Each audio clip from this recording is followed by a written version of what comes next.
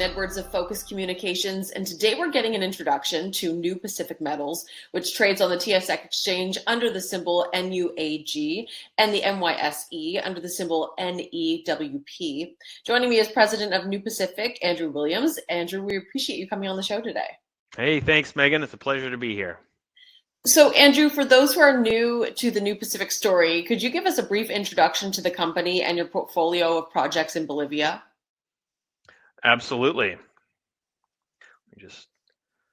So New Pacific Metals, we are a precious metals exploration and development company operating exclusively in Bolivia.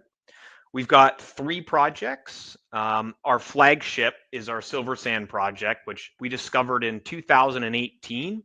And we've released now 2 resource estimates and a PEA study at our Silver Sand project. It's a 200 million ounce silver high grade open pitable project. The PEA study highlighted an after-tax net present value of $726 million, 39% IRR. I mean, it's a fantastic project, and we're progressing that this year towards a pre-feasibility study. And in the background, we've been drilling for the last 2 years at our second project called Carangas, and we are on the verge of releasing our first ever resource estimate at Carangas. And we're really excited to showcase the size and the scale of this significant discovery. And then once our resource estimate is out, we're going to be gearing towards completing a PEA study by the first quarter of next year. And then last but not least, we have a third project also in Bolivia called Silver Strike. We scout drilled it last year, hit big, long 200-meter runs of oxidized gold at 1 gram per ton. It was drilled by Rio Tinto back in the 90s. Very large land package, highly prospective, that we look forward to getting back in and drilling when we're better suited to do so as a company. And we also do have an active project generation team on the ground in Bolivia that doesn't get a lot of attention, but it's still a very important part of our business, because if you rewind just a few years ago, we were a 1 asset company. Now we've got 3, and hopefully we'll have more in the future.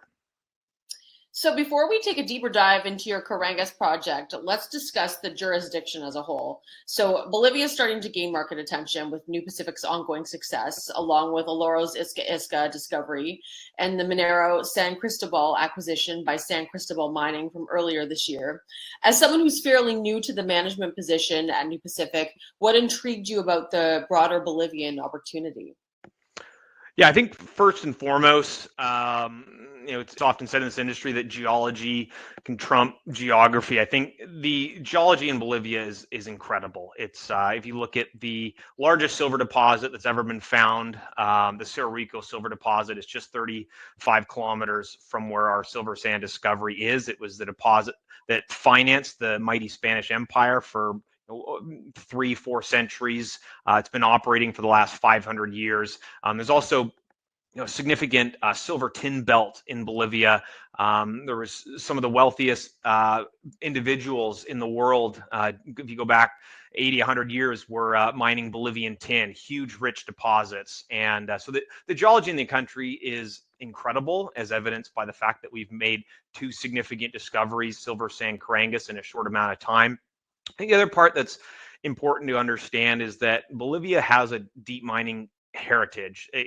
Operating from 1545, Cerro Rico really embedded into the DNA of the country the importance of mining. And so there's certainly a large and capable workforce that can mobilize and bring any new discovery into production. And then lastly, it's been underexplored. The last 20 years, very little modern exploration has occurred in Bolivia. And so it was a combination of these 3 factors that brought us into the country and have contributed to our remarkable success in such a short amount of time. So a large standout for the company is how quickly you've moved your Carangas project. In 2021, you began drilling the project, and approximately 2 years later, the company is expecting your maiden resource estimate on the project. Can you walk us through the last 2 years and how you've been able to rapidly accelerate the development of the project? Yes, absolutely. I mean, the first point to highlight is a lot of hard work.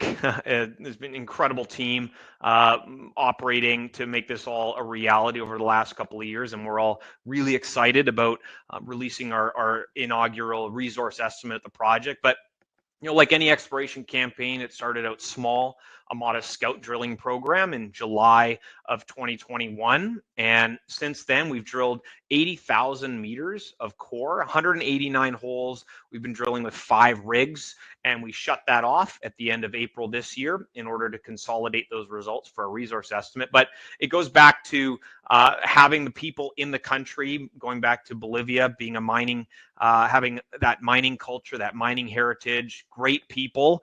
That's ultimately what's driven our success and our efficiency, our ability to drill such high volumes and have such a high hit rate. We look at the other factor that's really allowed us to continue to move so quickly is the success we've been having. If you look at maybe a less successful exploration project, you're drilling in a certain area, you're not hitting, you're moving around, you're trying a different area, you're not hitting, you're moving around, the drills are moving, you're thinking. In our case, we've been drilling, and every single hole that we've drilled at Carangas in the shallow silver zone, we've hit silver, and we've continuously hit gold at depth. I think really a testament to the strength and the continuity of this system. We've really been able to ramp it up with confidence. That's I think probably been a key factor helping to contribute to the rapid success we've had bringing this from an exploration concept into what it is today in such a short amount of time. And something that's gained a lot of market attention is the long interval of mineralization that's been intersected at Carangas.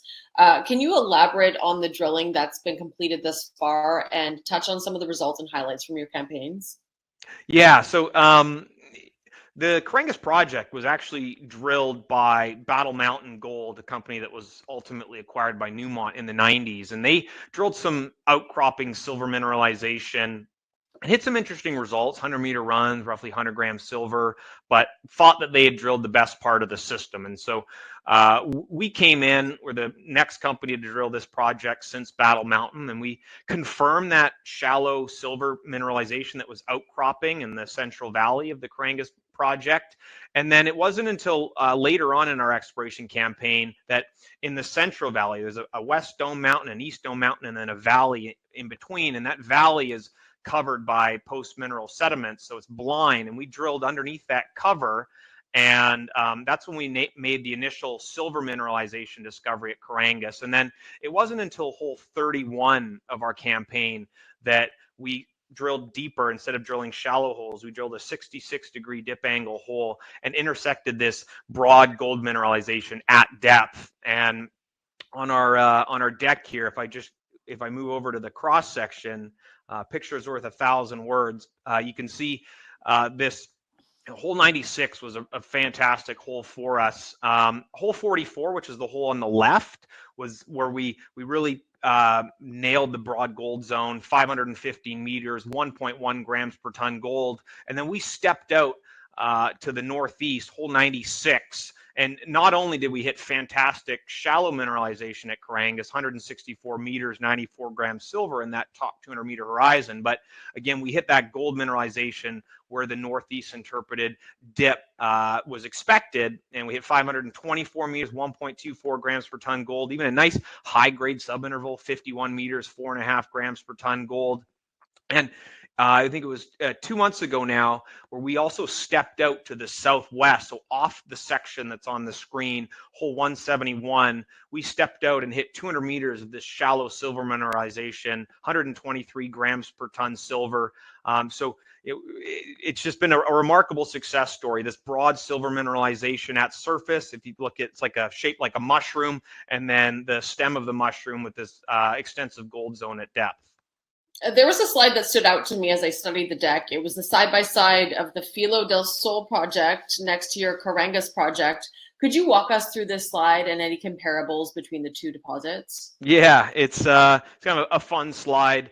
If you look at Filo, I mean, they've been hugely successful. That deposit was known for a long time as being a very broad, near-surface silver horizon, silver dominant horizon, and then they drilled those deep holes a couple years ago now and hit that broad copper gold zone at depth, and that really changed the game for them. And the minerals that fall out of solution, the silver drops out at a much lower temperature, so more distal to the heat source, versus the copper and gold that drop out of solution at much higher temperatures. And so that's very much the zonation that they've discovered at their Filo project, and it's identical to what we've seen at Carangas. Again, going back to the discovery story, it was this shallow silver mineralization that we first discovered at Carangas and have been continuing to step out on. But it wasn't until hole 31 that we drilled the deeper hole into the gold zone that really changed the game for us at Carangas.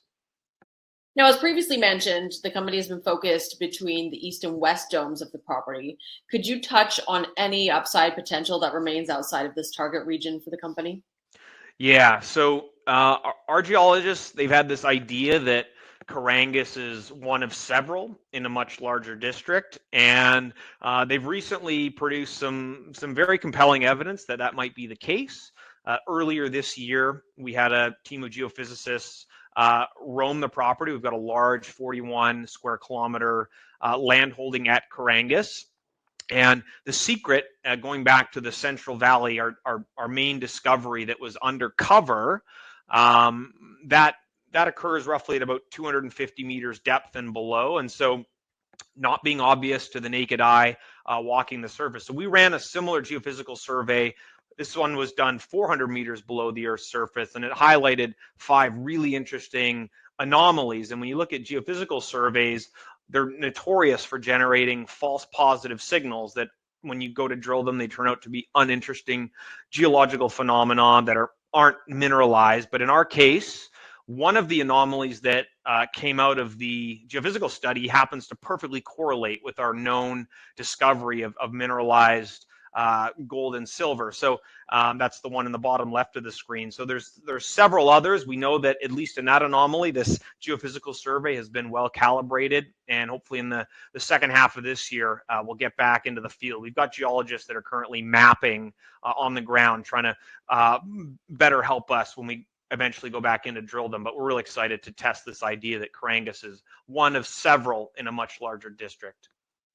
Now, Andrew, to cap things off, are there any final thoughts you'd like to leave our audience on New Pacific Metals? Yeah, I mean, I think we talk a lot about assets, and for good reason in our industry. At the end of the day, you need to have the size and the scale in order to mobilize the necessary capital to build a mine. But behind the scenes, there's been a huge ongoing effort to build the right team. Few exploration companies are lucky enough to make a discovery of that size and scale that allows them to transition from being an explorer into a developer. Certainly, we have a very strong and will always be that exploration DNA in the company, but we've been since bolting on the capabilities to transition from being an explorer into a developer. We've brought on some fantastically talented, experienced mining individuals to our team. And that's something that we've been building in the background as we transition. We've got critical mass now at our Silver Sand project, and now our Carangas project, and so we're building the necessary team in the country that can transition from explorer into developer, and perhaps one day even be a producer if that's the strategic path that we go down. But I think the team has been a really big focus, and we don't have a lot of slides, and we don't spend a lot of time talking about it, but hugely important. And that's something that we've been putting a lot of effort into over the last 6 months. Absolutely. Well, thanks again, Andrew. And I'm sure our viewers will be keeping a close eye on the significant catalyst we touched on today. And we look forward to the rest of 2023. All right. Thank you very much, Megan. It's been a pleasure.